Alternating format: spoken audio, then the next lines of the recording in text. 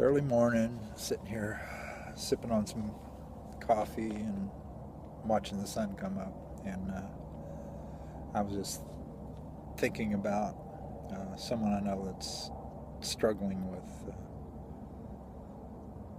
um, health issues and life issues, I guess. And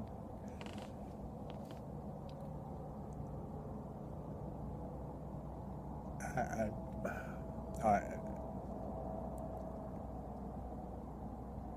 it's a it's a difficult thing when you're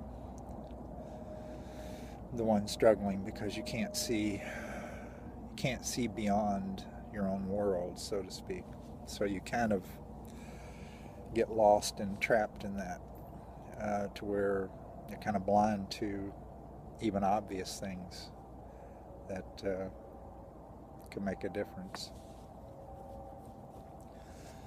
But it brought me to thinking about,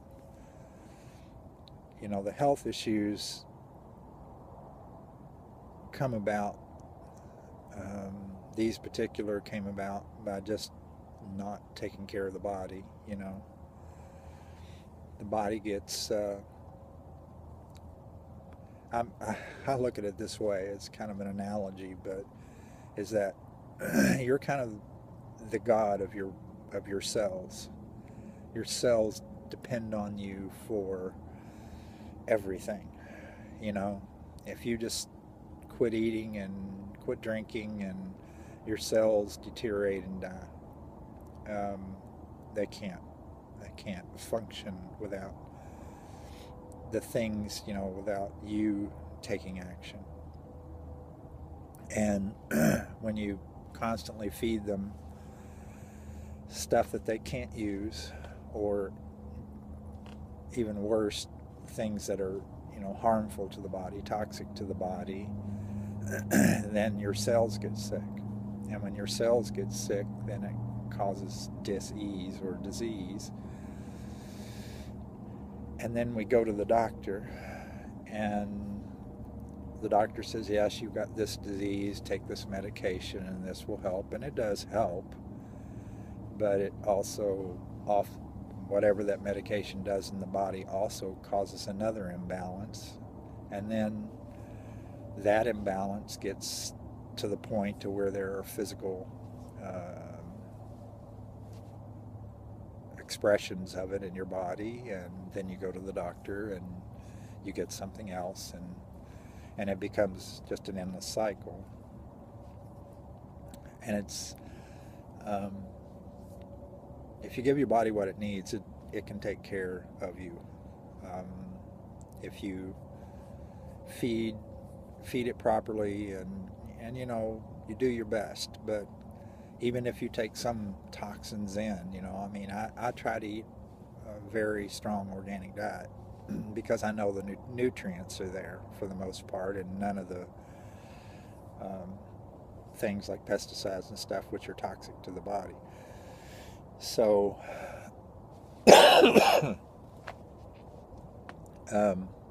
those are the things that are important, is to kind of feed your body what it needs. And I know the other things, it can deal with some toxicity coming in because it's in pretty good shape. It stays in a pretty good level to where if something comes in and it's bad for the body, it'll handle it and it'll move it out in small doses. But if you do that every day, all the time, if your food is constantly fighting against you, it'll eventually win, and your body will eventually lose. But anyway, I say all that to bring it kind of another level, bring it to another level, is that that's also the way that we treat our lives in general. And I'll use, because I've got experience with this, but I'll use a work environment where you're not happy and not comfortable. Our whole lives, it seems like everybody's waiting. They're going to get in there and work hard and be good, and you know, and make it to the top, and then when they retire, they'll be happy, they'll have all this. Or when you die and you go to heaven, you know, whatever that concept is. We've got all these things of putting it off to the future. And it's just like your health. You can't put it off. Your life, we've been given such a gift. Such a gift. You know, I look around at all the wonderful things, you know, from the cacti to the trees, even the dried grasses. They're beautiful things, and they're things that have life. And they struggle, and you know, every lizard that crawls through or whatever, you know, their life, they're living through their life. We've been given a little higher consciousness for some reason, and we have the ability to actually kind of take control of our lives. And then when we've been given this great gift, and we've been given the ability to do this, and we throw it away and largely it's about making more money. Everything's about money. Everything. You know, we've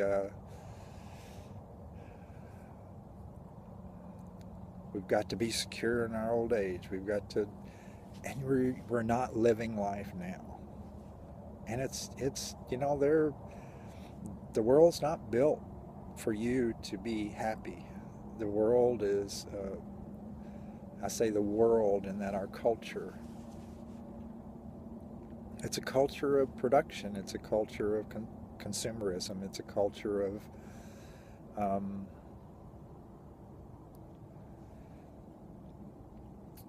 that's built to make money, and that money goes up the ladder and you never see it, and you get a pittance of it for your ability. We've lost all of our people, you know, people who used to have gifts and be able to make beautiful furniture, or you know, they had a real gift to be able to do things like that, and we're losing them every day because we don't see value in it. You know, if there's a table at Walmart for $39.95 and this one over here is $145, but it's handmade, beautiful, going to last forever, well, I saved money. I got the $39.95 one. And that's the way we look at life. Everything's a dollar bill. And it's just, you know, it's crazy. This is life. I mean, if you stop, we don't even stop long enough along the path. We're just constantly in this mode of just driven all the time. We don't stop long enough to find out who we are. We don't stop long enough to even contemplate the thought, you know? And then when you get older and say retire, or, you know, get out of you start to realize that things aren't, you know, you've lived your whole life and there's nothing at the end. You've wasted your whole life for someone else's cause, and you haven't lived your life. You know, it's the same thing. It's prescriptive. We keep destroying ourselves psychologically, emotionally, spiritually. We destroy ourselves, and we keep, you know, we may take a yoga class, or we may take a meditation class or something to kind of, you know, try to say that we've, you know, made that mark. And there's nothing wrong with those things. They can be very productive, but for the most part, it's just you're not taking care of yourself. And those kind of things that draw you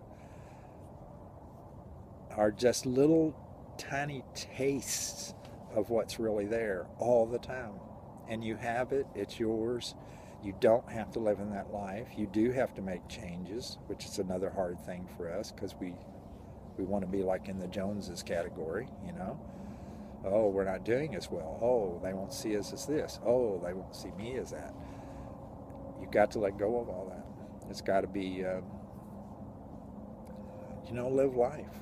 Live life. Even if you're going to work every day and doing the same old 9 to 5 and all that. You can still live life. It'll take a restructuring on your personal side, but you can still really live life and really have a full life. But you can't as long as you're trapped into the prescriptive mode of trying to fix things. You have to get to the cause. You have to get to the root, and the root is you. The root is you. And you may think you're happy, but if you really sit down and contemplate it, you're probably not. Your happiness is based on your situation. Your happiness is based on your job status, your status in the community, I call it living for our funeral. You are trying to build this great, like a saint type character, so that when you're laying there dead in the coffin, people will come to you. Oh, she was such a sweet person. Oh, he was such a great person. Oh, they did so much. And this is what we live for. And we won't even be here to see it. Funny. Don't live for other people. Don't live for their idea of you. Don't live for that kind of thing. Live life, be a fool. Step out of the character of life, of what people think is the norm. Be you. It's a beautiful thing. And you'll never experience the truest happiness and the truest bliss and the truest joy trying to find it in the world. You won't. I can tell you that hands down. You only find it when you seek the truest things, and the truest things are you.